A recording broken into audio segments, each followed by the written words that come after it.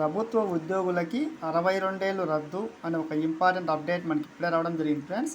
So దానికి సంబంధించిన పూర్తి వివరాలు చూద్దాము. వీడియో పూర్తిగా చూడండి, అప్పుడు నేను చెప్పే సమాచారం అర్థమవుతుంది.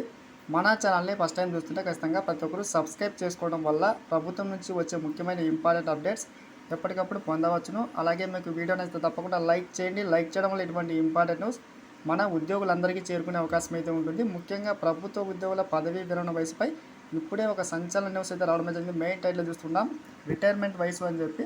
సో ముఖ్యంగా ఉద్యోగుల పదవీ విరమణ వయసు పెంపు అంశం మనకి 2026లో ఏప్రిల్లో మనకి మరోసారి చర్చకు అయితే వచ్చింది ఫ్రెండ్స్. పెరుగుతున్న పెన్షన్ బాధ్యతల భారం నేపథ్యంలో విషయం విధాన నిర్ణేతలు ఉద్యోగులు న్యాయస్థానాల దృష్టిని అయితే ఆకర్షిస్తుంది. ముఖ్యంగా మనకి సమీప భవిష్యత్తులో ఈ యొక్క రిటైర్మెంట్ వయసు మరోసారి మనకి సవరించే అవకాశం ఉందని చెప్పి అనేక రాష్ట్రాలు రంగాల వారీగా వస్తున్న వార్తలకు సంబంధించి సమాచారం చూస్తున్నాం. సో ముఖ్యంగా పదవీ విరమణ వయసును 60 నుంచి 62 ఏళ్ళకు పెంచాలా వద్దా అన్నది ప్రభుత్వ విధాన నిర్ణయం అని చెప్పి ఆంధ్రప్రదేశ్ హైకోర్టు సంచలన తీర్పు అయితే ఇచ్చింది. ముఖ్యంగా 60 నుంచి 62 సంవత్సరాలకు పెంచినప్పటికీ చాలామంది ఉద్యోగులకు ఆంధ్రప్రదేశ్లో 62 ఏళ్ళు రద్దు కావడమే జరిగింది.